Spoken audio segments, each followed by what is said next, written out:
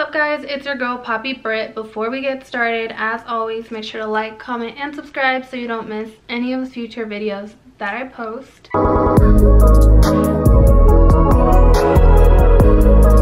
So today I wanted to do a little story time about the time that I got arrested for protesting in Washington D.C, aka the capital of the United States of America.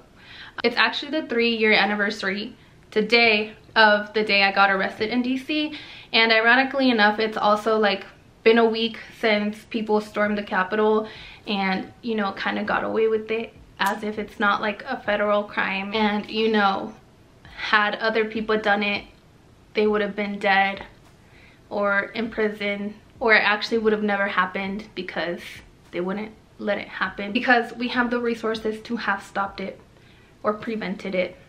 But you know, we're not going to talk about that.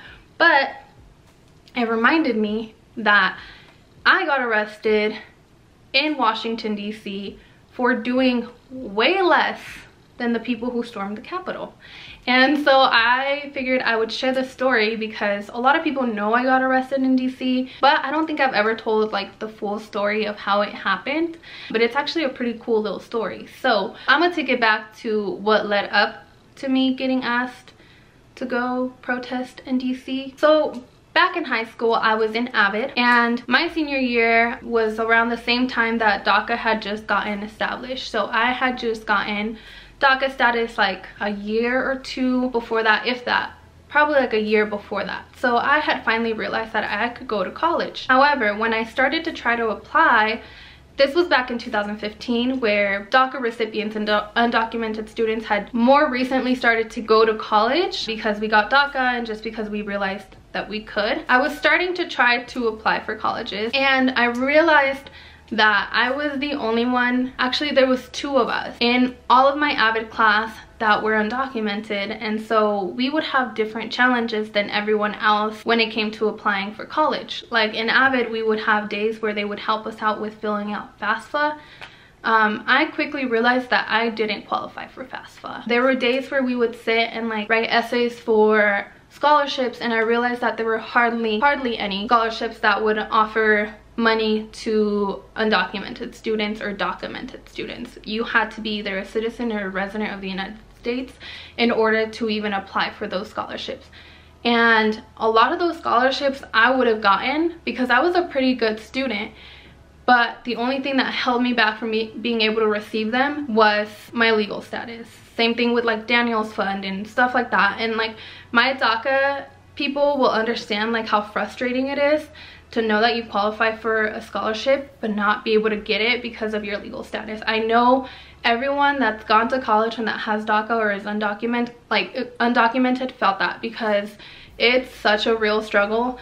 And the fact that we also don't get FAFSA. It was also around the same time where we were granted in-state tuition rates, because before that we also had to pay out-of-state tuition. We could have been in Colorado basically all of our lives, but because we weren't legal citizens or residents, we had to pay out-of-state tuition. And that's on top of having no financial resources. And so when I finally declared that I was going to college and figured out what college I was going to, I told myself that I was going to start a student org for undocumented students so that we could have community at school as well, like going into college, because it's a really scary feeling, but it's also really alienating when you're the only one or one of the few that is also undocumented. So you have added stress and added barriers. And so I wanted us to find community so that we could help each other out essentially. At that time, there were only about 100 students who were undocumented on campus out of like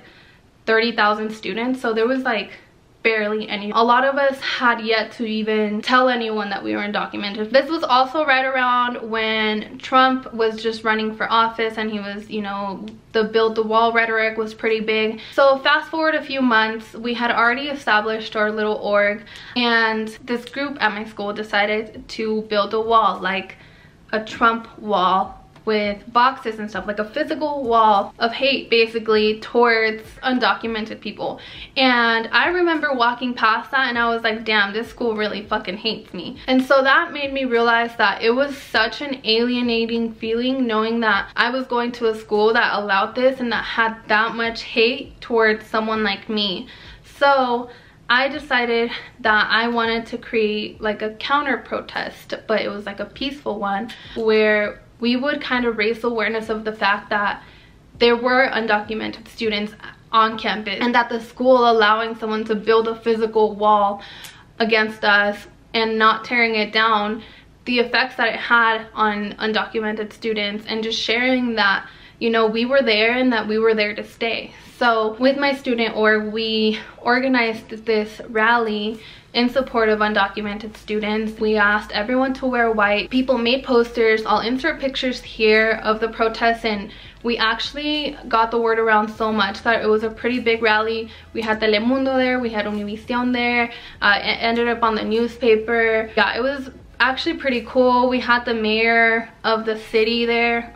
I don't know, he was like a whatever, I think it's the mayor of the city. A lot of community members also showed up and showed support, so it was actually a really cool rally. So it got pretty big media coverage that we did this. So I got in touch with a lot of immigration advocacy groups from Denver, and one of them was the Colorado Immigrant Rights Coalition that actually reached out to me. They asked me if I would be willing to go to the Capitol and protest. A lot of different immigration groups were planning on being at the Capitol. They were all planning to get together to protest and bring attention to passing a Clean Dream Act, which would essentially give dreamers or undocumented youth a pathway to citizenship, which DACA doesn't currently offer. And so the reason they called it a Clean Dream Act was because part of it was they were trying to include more security at the border, stricter enforcement, and they were also trying to make it so that if we had a pathway to citizenship, we could never fix papers for our parents. And for the people that don't know, it's pretty damn hard to apply for residency or citizenship, and it requires a lot of money and many years. And so when people say do it the right way, I know damn well that they don't even know even half of how complicated the United States immigration system and processes are, because it's really damn near impossible for anyone to become a legal citizen by doing it the right way. Like, I know people that have been waiting 20-30 years trying to do it the right way. So it's just a fucked up system. So we were essentially protesting, saying like, we're not bargaining chips. Like, we can't, it's not like take a penny, leave a penny. It's not, oh cool, like I get citizenship but my parents never will. Like, no. So this immigration group basically paid for me to fly out to DC literally just to protest. We were gonna be there for basically a weekend, and so our schedules were jam-packed. We would meet with different groups and kind of strategize where we'd be protesting and what we would be doing, and then we would go to churches so that they could give us food. On the first day we got there, we actually went to go support and show solidarity with the Jewish community who was planning a protest in solidarity with undocumented people and who were planning to get arrested by doing a sit-in, and they were singing Jewish peace songs or something like that. I don't even want to be disrespectful, so I don't really remember, but they were singing and eventually were arrested. And so we got to see a lot of elderly people just get arrested for protesting in solidarity with us, and they were being completely peaceful.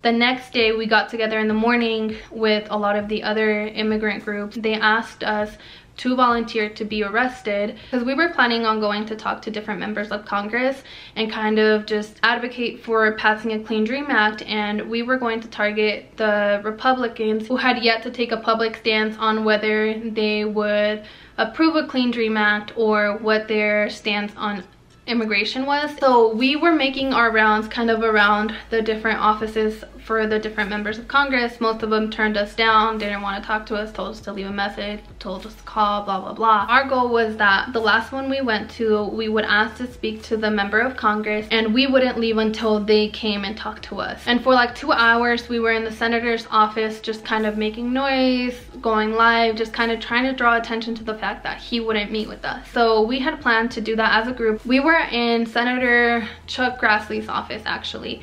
I still remember. And so we were just doing chants and stuff in there, and then we were there for like 2 hours, and then essentially one of their staffers came and told us that if we didn't leave, Capitol Police would be called. And so then we had planned to have 2 of us sit down outside of their office and keep protesting, holding a sign. We would have a group of people sitting around us kind of like as a barrier to protect us from getting arrested. So they give you 3 warnings to get up and stop protesting. We were going to defy what the Capitol Police ordered, and we were going to just go ahead and get arrested so that we could, you know, draw attention to ourselves and show like we're serious about this. Like, this is not something to take lightly. Like, this is our lives at stake, it's our family's lives at stake. It's not something that you just like mess with, you know. So we were just trying to bring attention to how serious it was and how far we were willing to go to be heard and to show that like we're here and we're here to stay. And so they gave the first warning, and the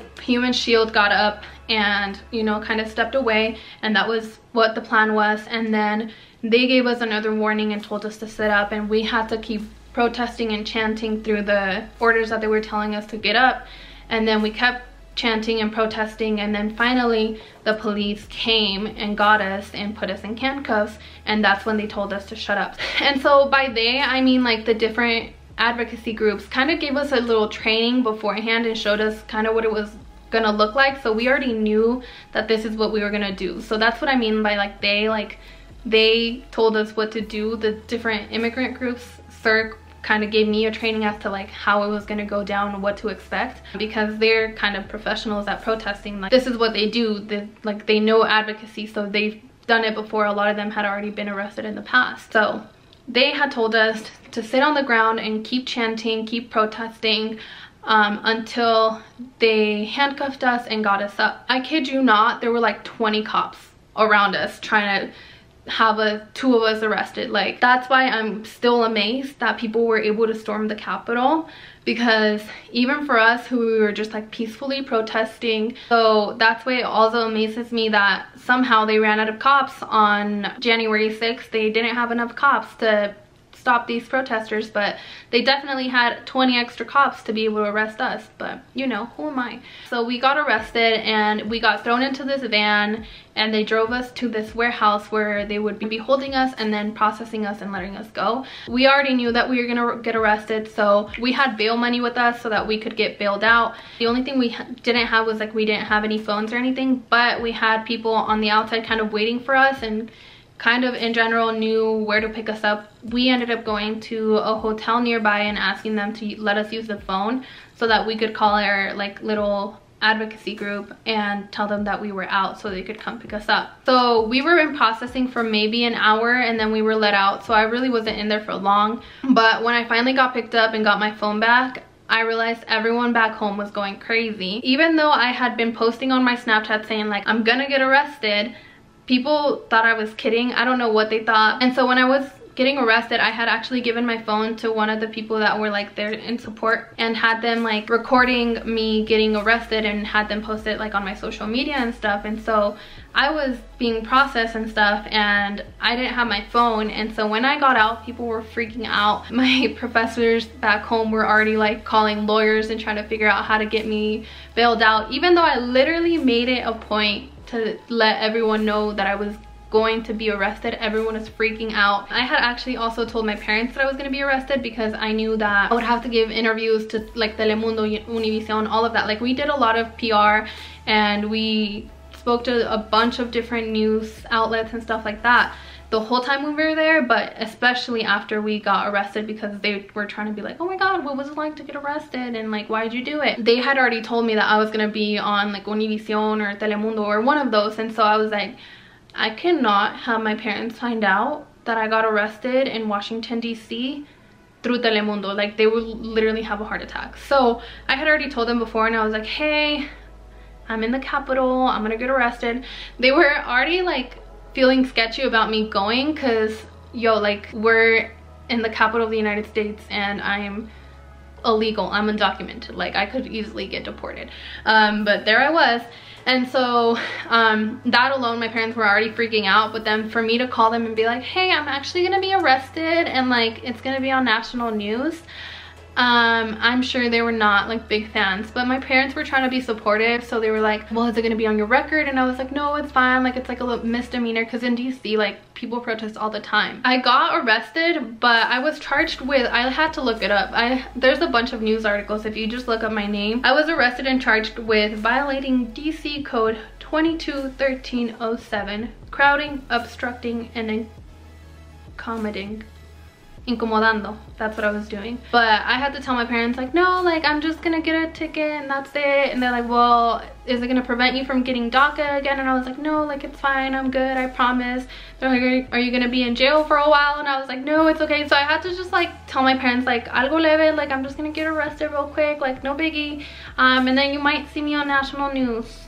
And so I don't know how they were okay with it, but they were like, all right, like just let us know when you're out. So my parents were basically like expecting it, so they were pretty chill. But even though I had told literally everyone that I was gonna be in DC to get arrested, they were still freaking out. So I had to call my professors and be like, hey, thank you for like hiring a lawyer, that's actually really cool, thank you, but like I'm actually like fine, like this was planned, I'm good.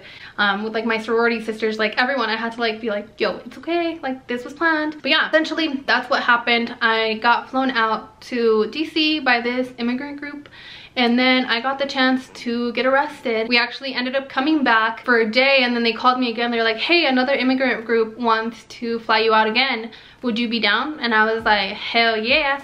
And so I actually was back for one day, and I was kind of scared to tell my parents that I was gonna go back. So I was actually on the plane already when I finally decided to call my dad and be like, hey dad, by the way, they decided to fly me out again, and so I'm gonna be in DC for another 2 days. The second time we went, we really just spoke to a bunch of like media outlets and tried to speak to some congressmen, but like none of them wanted to talk to us. So anyways, that was basically it. That's how I got arrested in DC. It was actually one of the coolest experiences. Like even though it was pretty damn scary, like it was so empowering to be able to be like, you know what, I have a voice, I matter, I'm not fucking leaving, I don't care. It was also really cool to see how it inspired other people. Like I had so many people reach out to me and be like, I'm undocumented, and it was so nice to see you be so proud of who you are, and showed me that like it's okay to be who I am and stuff like that. So it was not only like a really cool experience, but it was also so, I don't even know how to describe it, like so amazing to hear that like